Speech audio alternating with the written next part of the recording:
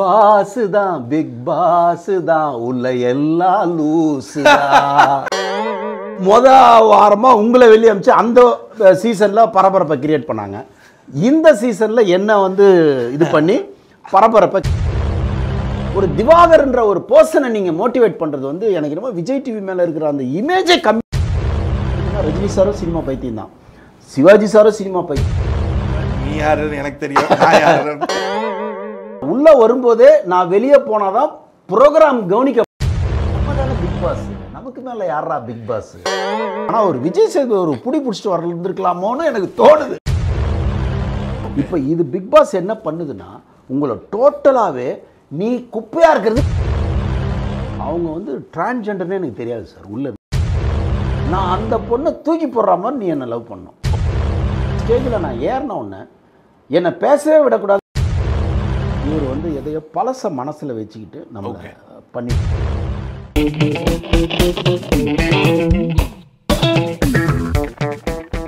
Welcome to Bigg Boss Batman thug life ஷோவில் இன்னைக்கு நம்மளுடைய ஃபேவரட் கெஸ்ட் யாரு? சங்கர் சாரை இப்போ நம்ம பிரம்மாண்டமாக பார்க்குற மாதிரி அந்த காலத்தில் சங்கர் சார் அளவுக்கு ஒரு பிரம்மாண்டமாக பார்க்கப்பட்ட அந்த படங்களில், ஏன்னா ஜோடியில் இருக்கட்டும் இல்லை ஸ்டார்லேயே இருக்கட்டும் எந்த படமாக இருக்கட்டும், அவர் திரை படத்தை காமிச்ச விதம் இது எல்லாத்தையும் தாண்டி எங்களுடைய கெஸ்ட் பிரவீன் காந்தி அவர்களை வணக்கம் சார். வணக்கம் சார்.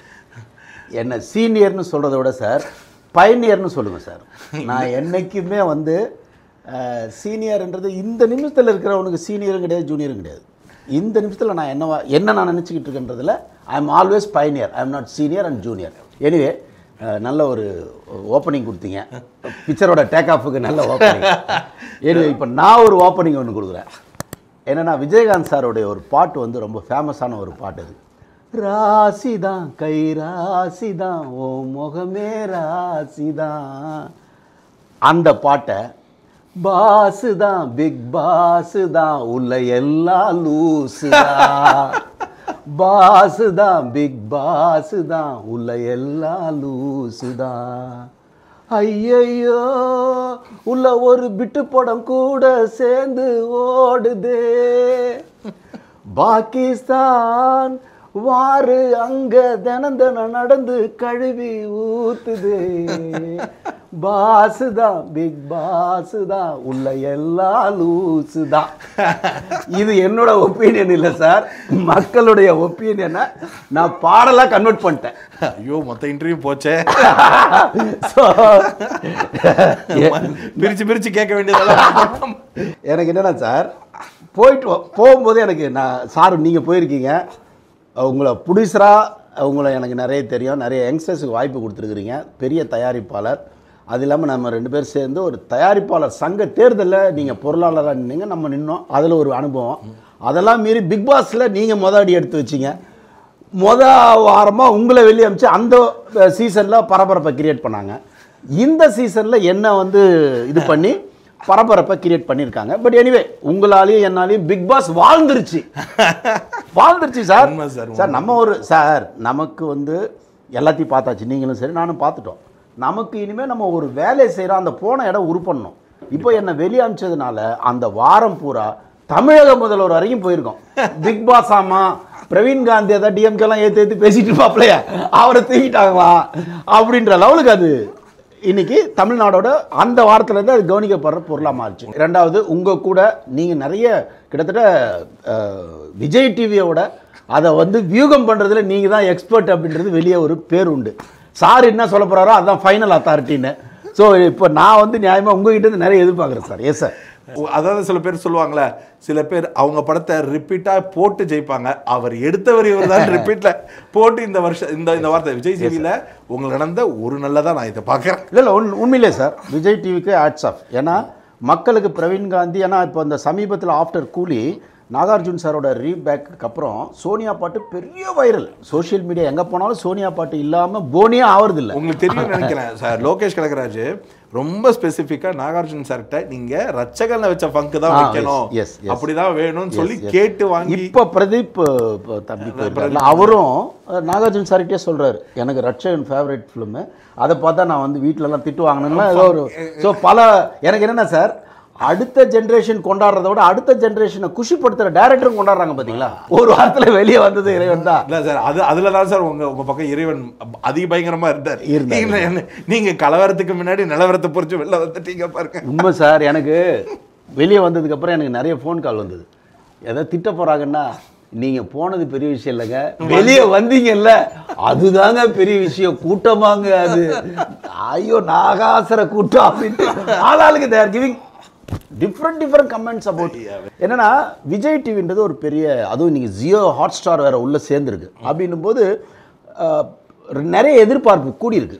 அந்த பெரிய எதிர்பார்ப்புக்கு தீனியா ஒரு திவாகர்ன்ற ஒரு பர்சனை நீங்க மோட்டிவேட் பண்றது வந்து எனக்கு என்னமோ விஜய் டிவி மேல இருக்கிற அந்த இமேஜே கம்மியாயிடுச்சோ. ஒரு அவரு தான் சென்டரா இருக்காரு. அவர் என்ன பண்றாரோ அதுக்கு எல்லாரும் ரியாக்ட் பண்றாங்க. அந்த 18 கேரக்டர்ஸும் மிச்சம் அங்க 18 16 இருக்கு. இப்போ அவங்க எல்லாருமே என்ன பண்றாங்கன்னா சார், அந்த திவாகர் ஒரு வம்பு வளர்ப்பாரு, அதுல ஒருத்தர் மாட்டுவாரு, அப்புறம் அதோட ரியாக்ஷனா ஒரு எந்த ஒரு நாலேஜ் இல்லாம, சினிமாவும் இல்லாம, சினிமா மேல ஒரு ஒரு பைத்தியக்காரத்தனம். அதாவது சார், சினிமா பைத்தியம்னா ரஜினி சாரும் சினிமா பைத்தியம் தான், சிவாஜி சாரும் சினிமா பைத்தியம், அவங்களாம் நேச்சவங்க. இது வந்து லூஸ் தரமாக ஒன்றை எடுத்துக்கிட்டு அதை வந்து கரெக்டுன்னு இம்ப்ளிமெண்ட் பண்ண ட்ரை பண்ணுறதும், அதை ஒரு சேனல், அதுவும் விஜய் டிவி மாதிரி ஒரு பெரிய சேனல் வந்து அதை ஏதோ பெரிய அதில் புத்திசாலித்தனம் உள்ளடங்கி இருக்கு, இதை வந்து பெருசாக ப்ரமோட் பண்ணலான்னு ட்ரை பண்ணுறது இருக்குது பார்த்தீங்களா, வெளியே அவர்ஷன். இன்றைக்கி என்னோட வீட்டில் ஒரு பொண்ணு வந்து, சார் நாங்கள் சிஸ்டர்ஸ்லாம் பார்க்கறத நிறுத்திட்டோம் சார், என்ன சார் இவங்க திவாகர் போய் இவ்வளோ, அதனால தான் நான் பேசுகிறேன், இல்லாமல் நான் தனிப்பட்ட முறையில் இல்லை. எல்லா ஷோவும் முடிச்சாச்சு சார். இப்போ நம்ம 2 பேருக்கு இருக்கிற காமனான பாயிண்ட் என்னன்னா, நம்ம 2 பேர் மட்டும்தான் முதல் வாரத்தில் வெளில வந்தவங்க, சரிங்களா?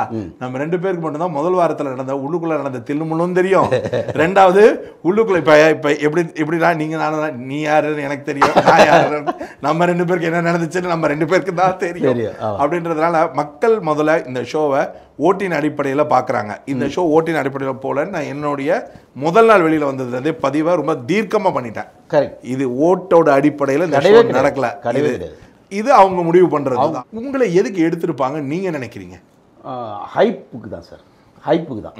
ஏன்னா இவர் ஏதாவது சொல்லுவாரா, இவரை அதை வச்சு வெளியே அனுப்பலாமான்னா, அப்போ நான் உள்ளே வரும்போதே நான் வெளியே போனாதான் ப்ரோக்ராம் கவனிக்கப்படும். இப்போ உதாரணத்துக்கு அங்கே நிறைய பேர் இருக்காங்க, சாருக்கு தெரியும், நிறைய பேரில் இருக்காங்க, நம்ம பேருங்களை சொல்ல வேண்டாம். யாரோ ஒரு எக்ஸ் வந்தாருன்னு வச்சுங்களேன், இந்த வாரம் கவனிக்கப்பட்டிருக்குன்னு நினைக்கிறீங்களா? கவனிக்கப்பட்டிருக்காரு சார். யாரோ ஒருத்தரா சும்மா நம்ம யாரையும் சொல்ல வேண்டாம், வந்து அப்சராவை சொல்லுவோம், அப்சரா ஆதிரை, இந்த 2 பேரை வச்சுக்கோமே. இப்போ ஃபர்ஸ்ட் வீக்லேயே அப்சரா வெளியே போயிட்டாங்க, ஆதிரை வெளியே போயிருந்தாங்கன்னா இந்த அளவுக்கு வாய்ப்பாக இருக்குமா? கிடையாது சார். நான் எழுதி தரேன் சார், சிஎம் உதயநிதி ஸ்டாலின் வரைக்கும் இது போயிருக்கும் சார். அதுதான் சார் அவங்களோட கேம். அந்த கேமை நான் ஆட்ஸ்அப் பண்ணுறேன். ஆனால் என்னன்னா, ஒரு பிரவீன் காந்தின்னு ஒரு உங்களுக்கு நான் பதிவு பண்ணுறது நீங்கள் வச்சுருப்பீங்களா, எடிட் பண்ணி தூக்கி போட்டிங்களான்னு தெரில. பிரவீன் காந்தின்னு ஒரு கேரக்டரை யூஸ் பண்ணிட்டு அதுக்கான சரியான இது அவங்க பண்ணல. அதாவது உள்ள போகும்போது சபரி உங்களுக்கு நீங்க யாருன்னு பல பேருக்கு சொல்லி, அவங்களுக்கு நீங்க யாருன்றதும் தெரியல.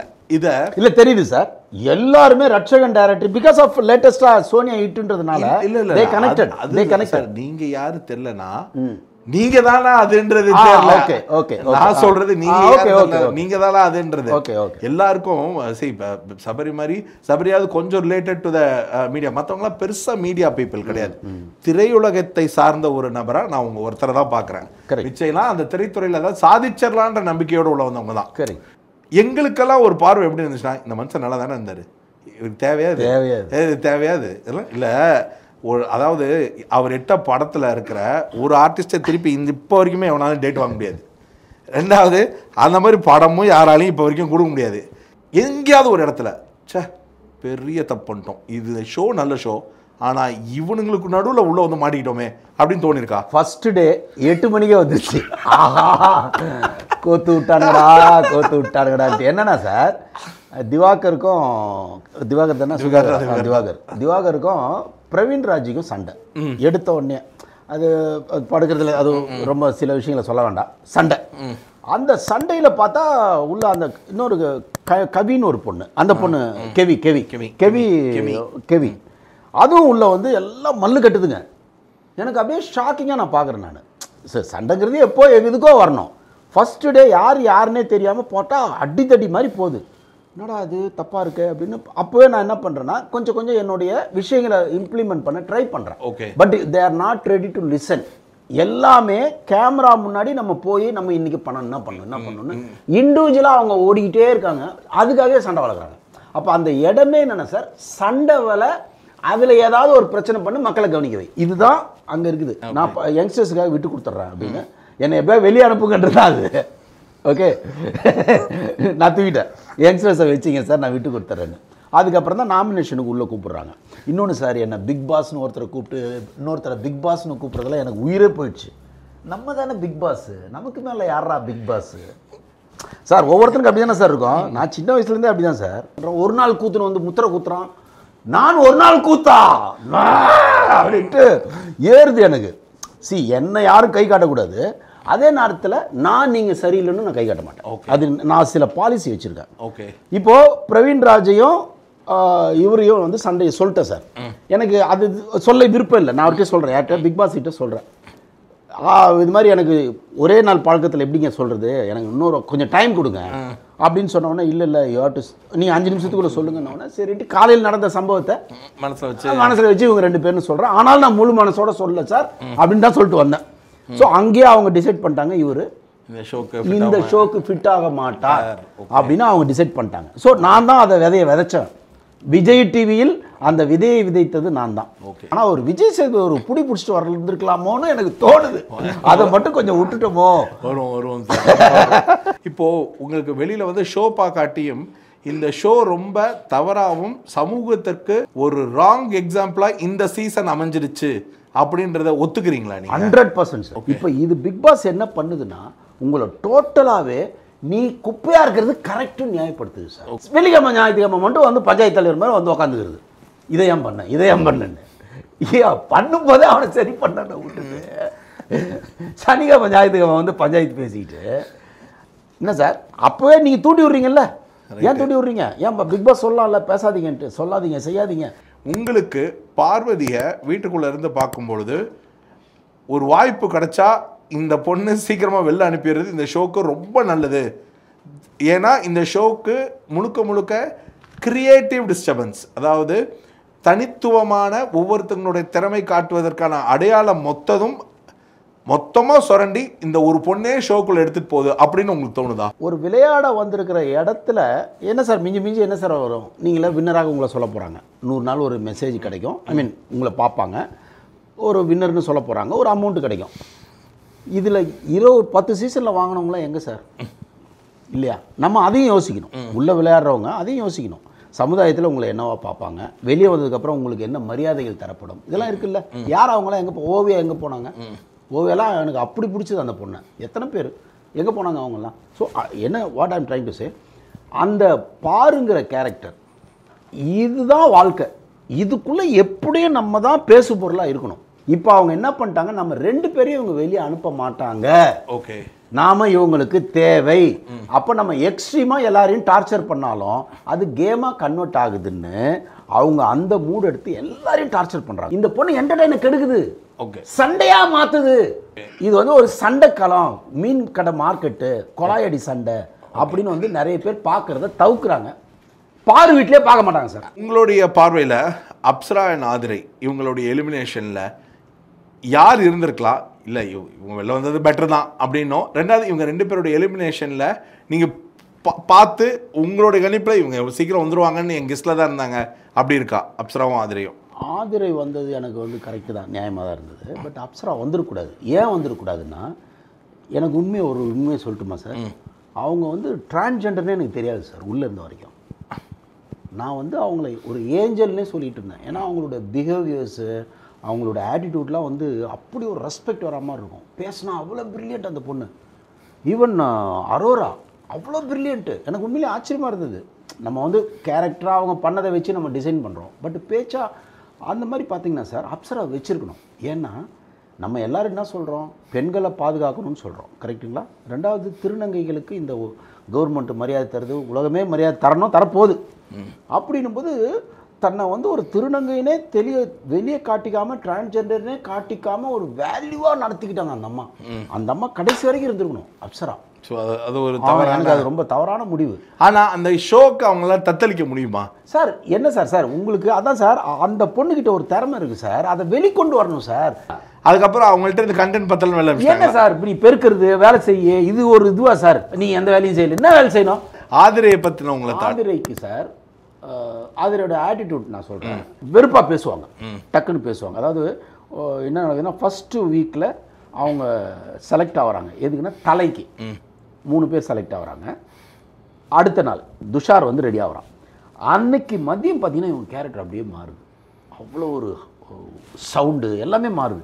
ஏன்னா she is going to be தலை, இன்னும் ஆகலை, அதுக்குள்ளே அது வந்து நான் கவனிக்கிறேன், இதெல்லாம் தூரத்துலேருந்து பார்க்குறேன். ஸோ ஒரு அந்த அவங்க கத்த ஆரம்பிச்சாலே ஒரு மாதிரி பேசி ஒரு மாதிரி இது பண்ணிடுவாங்க. ஓகே, இப்போ நம்ம வந்து உங்கள் ஃபேவரட் கண்டஸ்டன்ட் வருவோம். அரோரா துஷாருக்கு முந்திக்கிட்டு வந்த ட்ராக் உங்களது தான் சார். ஆனால் அந்த ஒரு விஷயம் இருக்குல்ல, இப்போ அரோரா நான் சொல்கிறது, நீங்கள் பேசின அந்த சீக்வன்ஸ் வந்து போதுமான அளவுக்கு எல்லா இன்டர்வியூ சொன்னாங்க. பட் ஆனால் எனக்கு உங்ககிட்ட இருந்த அந்த பொண்ணு இவ்வளோ நாள் உள்ளே இருக்குல்ல, அந்த பொண்ணு எப்படி ஃபேமஸ்ன்னு இப்போ வெளியில் வந்து தெரிஞ்சிருப்பீங்க. வெளில வந்து தான் தெரிஞ்சு அது தெரிஞ்சுது சார். அது தெரியாமல் நீங்கள் பேசுனதுனால தான் சார் ஃபேமஸே ஆனீங்க. நீங்கள் அந்த கண்டென்ட்ல ஐயா நீங்கள் தெரிஞ்சதுனால பேசுகிறீங்களா இல்லை நீங்கள் ஒரு செகண்ட் எல்லாரையும் ஒரு மாதிரி யோசிக்க வச்சுங்க. அந்த பொண்ணுக்கிட்ட சார் நான் ஃபஸ்ட்டு உள்ளே நுழைஞ்ச உடனே அது முகத்தை பார்த்தோன்னே எனக்கு என்னோட துள்ளல் படத்தை ஹீரோயின் குர்லின் சொன்னீங்க, நான் பார்த்தேன். அந்த ஃபேஸ் ரிசம்பிள் 2 பேருக்கும் ஒரே மாதிரி இருந்தது. நான் சொன்னேன், நான் என்னவா இவங்களெல்லாம் நினச்சிருக்கேன்னா இவங்களாம் மாடலிங்லேருந்து வந்திருக்காங்க போல் இருக்கு, நீ கொஞ்சம் நல்லா ஃபோக்கஸ் பண்ணுமா, சினிமாவில் பெரிய ஹீரோயின் வரலாம். ஏன்னா நல்லா சிரிச்ச லட்சணமான முகம் அந்த பொண்ணுக்கு. ஸோ இப்போ நீங்கள் சொன்னது தான் எல்லா கண்டென்ட் என்னென்னமோ பண்ணுறாங்க. நம்ம ஜோடி டைரக்டர் என்ன கண்டென்ட் கொடுக்கலாம் பேசாமல் இந்த பொண்ணு. அதுவும் நான் எனக்கு உண்மையிலே எனக்கு ஒரு லவ் இருக்குது சார், லவ் இருக்குது. அதுக்கிட்டே சொன்னேன் நான், எனக்கு ஒரு லவ் இருக்குது, நான் அந்த பொண்ணை தூக்கி போடுற மாதிரி நீ என்ன லவ் பண்ணணும். ஓகே, அப்போ நீ எந்த அளவுக்கு என்ன முரட்டுத்தனமாக லவ் பண்ணிட்டு சரி, திஸ் இஸ் பியூர் கண்டென்ட் தான் சார். அவங்க விட்டுருந்தா கொடுத்துருப்பாங்க சார். வெளியே வந்ததுக்கப்புறம் தான் வந்து ஆஹா என்னடா இப்படிலாம் போயிருக்கு. பட் பலூன்காரன் இருப்பாடுங்களே. இல்லை இப்போ இந்த ஷோவில் ஓகே இவங்கெல்லாம் வந்து இதில் வந்து ஒரு 3-4 ஹோம் ப்ராடக்ட்னு இருக்குது சரிங்களா. அதாவது அவங்களுடைய சொத்து சரிங்க. அவங்க பாதுகாப்பாக பல ஸ்லீப்பர் செல் மூலியமாக இறுதி வரை கூட்டிகிட்டு செல்லப்படுவாங்களா? எனக்கு நீங்கள் கேட்குறதுல பார்த்தா சபரி அந்த லிஸ்ட்டில் நம்பர் 1 தெரியுறாரு. ஸ்லீப்பர் செல் விஜய் டிவியால் கண்காணிக்கப்பட்டு எனக்கு அவங்களுக்கும் அவர் ஸ்ட்ரெயிட்டாகவே பேசிக்கிட்டு இருக்காரெல்லாம் எனக்கு டவுட் வந்து ரெடி ஓவர் அவருக்கு போயிட்டுருக்கார் ஓவர் அந்த யார்கிட்ட பேசிகிட்டு இருக்காங்க பார்த்து போயிருக்கேன் நான். ஸோ அந்த அளவுக்கு அவர் க்ளோஸாக இருக்காப்புல. ஓகே, தேவைப்பட்டால் எடுப்பாங்க. ஆனால் எடுக்கிறது எப்போனா ரொம்ப நெக் ஆஃப் த மூமெண்ட்டில் தான் வருவார். அவரெல்லாம் 15 வீக்ஸ் கன்ஃபார்ம். அரோராவும் இருப்பாங்க. அரோரா இருப்பாங்க. ஏன்னா சார் அவங்க ஒரு 10 லட்சம் பேர் சப்ஸ்கிரைப் வச்சுருக்காங்க சார். ஓகே, அப்போ நீங்கள் 10 லட்சம் பேரோட சப்ஸ்கிரைபுக்கும் உங்களுடைய கண்டென்ட் போயிட்டே இருக்குல்ல சார். 10 லட்சம் பேர் சப்ஸ்கிரைப் பண்ணதோட கண்டென்ட் மறுபடியும் ஃபர்தராக பார்க்கணும். அவங்க வெளில வந்தாலும் சார் நடக்கும். அவங்க உள்ளே இருந்தாங்க, அவங்க உள்ளே எதிர்பார்த்தாங்க, உள்ளே இருந்தாங்க சப்ஸ்கிரிப்ஷன் வீணாக போயிடும் சார். இல்லை சார் எங்கள் ஆள் உள்ளே இருக்குன்றது தானே சார். இப்போ விஷயம் என்னன்னா, நான் அங்கே தான் சார் நான் வந்து விஜய் டிவியோடைய புத்திசாலித்தனத்தையும் ஏமாற்றத்தையும் பார்க்குறேன். ஆஹா 10 லட்சம் பேர் சப்ஸ்கிரிப்ஷன் வச்சுருக்கேன், இந்த பொண்ணை உள்ளே போட்டால் இது போய் சப்ஸ்கிரிப்ஷனில் போடுறத நம்மளது ஏதாவது ஒன்று செய்யும் ஏன் அப்படின்னு நினச்சாங்க. ஆனால் அங்கே போனால் அந்த பொண்ணு எல்லாரையும் ஏமாத்திருச்சு சார்.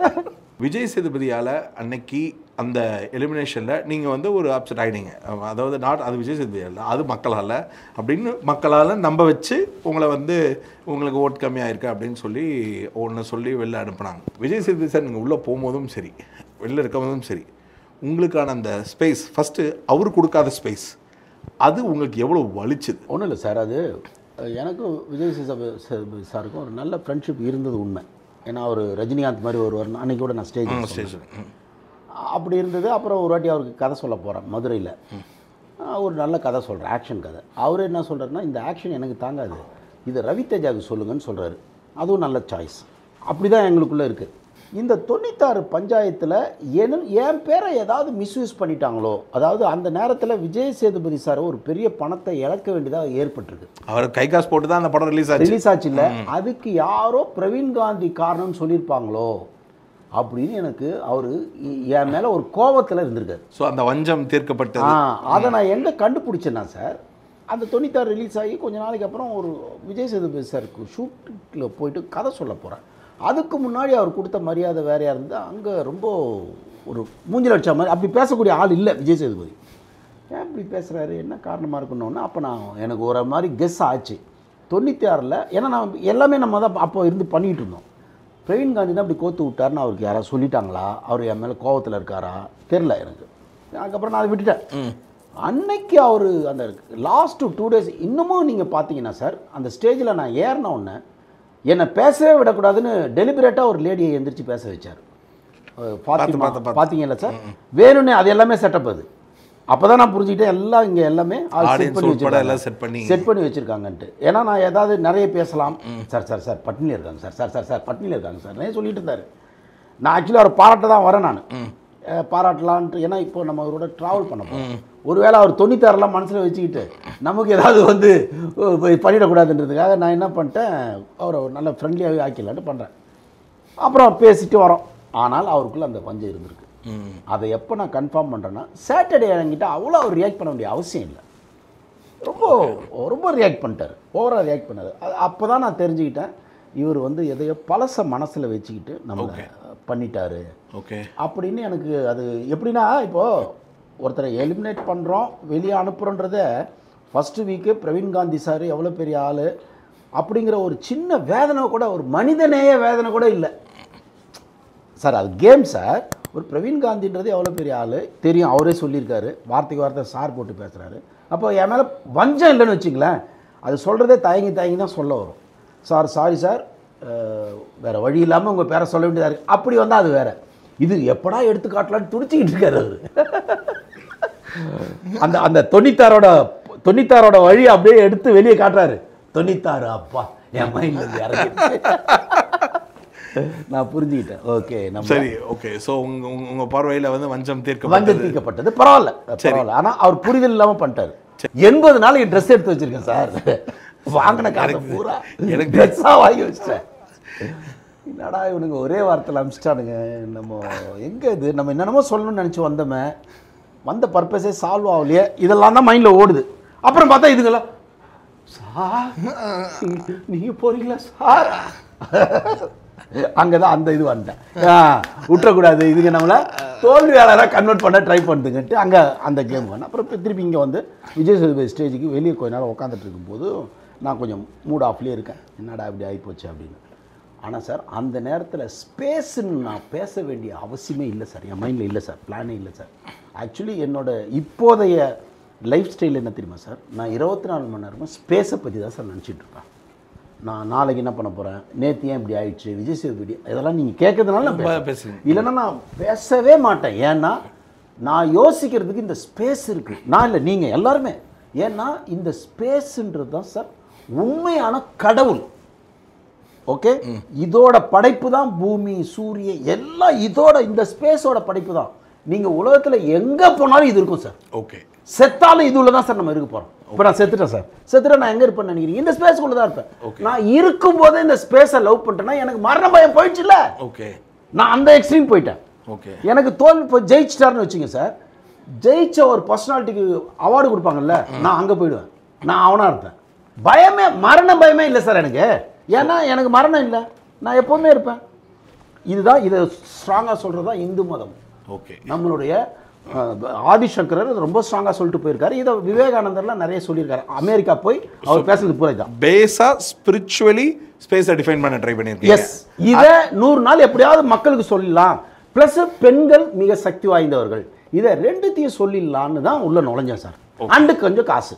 சரி, இதில் எனக்கு டிசப்பாயிண்ட் தான். ஸோ கிளைமேக்ஸில் அந்த ஸ்பேஸை சரி வர பேச முடியாததுனால இன்னைக்கு அதுவே ஒரு விமர்சன பொருள் மாதிரி கிண்டலும் கேலியுமா அதுவுமா இதுவுமான்ற அந்த ஸ்பேஸை, ஏன்னா அந்த தண்ணில விளக்கம் வந்து சரியா போய் எங்கேயும் ரீச் ஆகல. இல்லை சார், ஆயிடுச்சு சார். இல்லை ஆயிடுச்சு, எப்படி ஆயிடுச்சுன்னு சொல்றது. வெளியில வந்ததுக்கு அப்புறம் தானே ஆச்சு. அதான் நான் வந்ததுக்கு அப்புறம் விஜய் சேதுபதி புலம்னார் பாருங்க, அங்க நான் ஜெயிச்சிட்டேன். இல்ல அதான் சார், வெளியில வந்ததுக்கு அப்புறம் தான் அது ஆச்சு. ஆமா, என்னால ஆகல, நான் சொல்லிட்டு வந்துட்டேன்.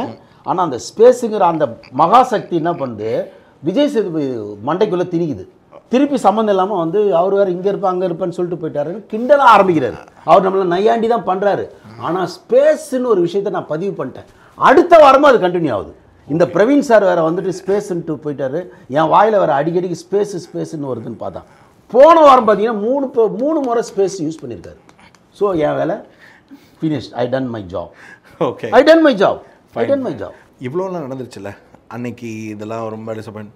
முடிஞ்ச உடனே ஆஃப்டர் பேக் ஸ்டேஜ்லேயோ இல்லை அதுக்கப்புறத்துலேருந்து இப்போ வரைக்கும் எப்போயாவது விஜய் சேதுபதி கண்டிப்பாக அவருக்கு போய் சேர்ந்துருக்கோம், நீங்கள் வந்து அதாவது ஒரு ஹர்ட் ஆகிட்டீங்க, சரி வர நாங்கள் ஸ்டேஜில் ஒரு சரி வர ஒரு அப்ரோச்சில் இல்லை இந்த மாதிரிலாம் நடந்துச்சு, அங்கே ஸ்டேஜில் ஆரம்பித்து இப்போ வரைக்கும் எப்போயாவது உங்களை தொடர்பு கொள்ள முயற்சி பண்ணாரா? இல்லை உங்கள் ஃப்ரெண்ட்ஸ் யாராச்சும் காமனான பீப்புள் கிட்டக்க ஏதாச்சும் இல்லை நான் அவர் அப்படி மீன் பண்ணல ஆனால் அவர் தப்பாக புரிஞ்சுக்கிட்டாரு அந்த மாதிரி எதாவது கன்வே பண்ணாரா? இல்லை, இப்போ அவர் இருக்கிற பிஸி, அவர் இருக்கிற உயரம் என்னை பற்றி திங்க் பண்ண வைக்காது. நிஜத்தை பேசுகிறேன் நான். ஏன்னா பெரிய உயரத்தில் இருக்கார், பெரிய லெவலில் இருக்கார். ஆனால் விரைவில் அந்த இடம் மாற்றப்படும். அந்த இடம் மாற்றப்படும். சரி, ஏன்னா நமக்குன்னு ஒரு பவர் சார். நான் ஒரு பவர் சார், நல்லா கேட்டுங்க. ஒவ்வொருத்தருக்கும் இறைவன் ஒரு பவர் கொடுத்துருக்கான். என்னோட பவர் வேலை செய்ய போகுது. அது விஜய் சேதுபதி கிட்ட இருந்தால் வேலை ஆரம்பிக்க போதான்னு தெரியாது எனக்கு. சார் கடைசி கொஸ்டின் சார், வைல்ட் கார்டுன்னு சொல்லி இப்போ ஒரு 4 பேர் போகிறாங்க சரிங்களா, அதுவே ஒரு வைல்டான காடு தான். அந்த காட்டுக்குள்ளே கூப்பிட்டால் போனால் நீங்கள் வந்து கொடுப்பாங்களான்னு கேட்டிங்கன்னா அதுக்கு உங்களுக்கும் பதில் எனக்கும் பதில் இப்போதைக்கு தெரியல. இல்லை இல்லை போனால் நீங்கள் போகும்போது திவாகரும் பார்வதியும் இந்த மாதிரி வீடு அதே மாதிரி இருந்தால் உங்கள் ஆட்டத்தில் வேற ஒரு பிரவீன் காந்தியை பார்க்க முடியுமா? நிச்சயமாக. சந்திரமுகி படத்தில் வந்து பார்த்தீங்கன்னா sir, Rajini sir first half எல்லாம் கம்னு இருப்பார். அப்படியே சின்னதாக சிரிச்சுக்கிட்டு வடிவேல் கூட காமெடி பண்ணி ஜாலியாக இருப்பார். கிளைமேக்ஸில் வேட்டைனா வருவார். அந்த வேட்டைனா நீங்கள் பார்க்கலாம். வேட்டைனா மாறினா மட்டும்தான் மக்கள் பிக் பாஸுங்கிற ஷோ என்ன பர்பஸ்ன்னு வேணும் சார். சார் ஒரு கூத்தடிக்கிறது ஒரு பர்பஸா சார்? கூத்தடிக்கிறது பர்பஸ் கிடையாது சார். அதுக்கு எவ்வளோ ரூட் இருக்குது சார். பர்சனலாக on the very front note நான் சொல்கிறேன், இந்த ஷோவில் யார் கடைசி வரைக்கும் போய் ஜெயிக்கிறாங்களோ அவங்களுக்கு கிடைக்காத பெருமை, மரியாதையாக வெளியில் வந்த பெருமை உங்கள் ஒருத்தருக்கு மட்டுமே சாரும். இதுக்கப்புறம் வர்றவங்களுக்கு அது கிடைக்கிறதுக்கு வாய்ப்பே கிடையாது. ஒவ்வொருத்தருடைய எக்ஸிட்டும் அசிங்கமாக தான் வருது. இவ்வளோ நேரம் பேசினதும் இவ்வளோ நாள் உங்கள் கூட பழகினதும் இருக்கிற பெருமை இன்னும் எனக்கு சேருது.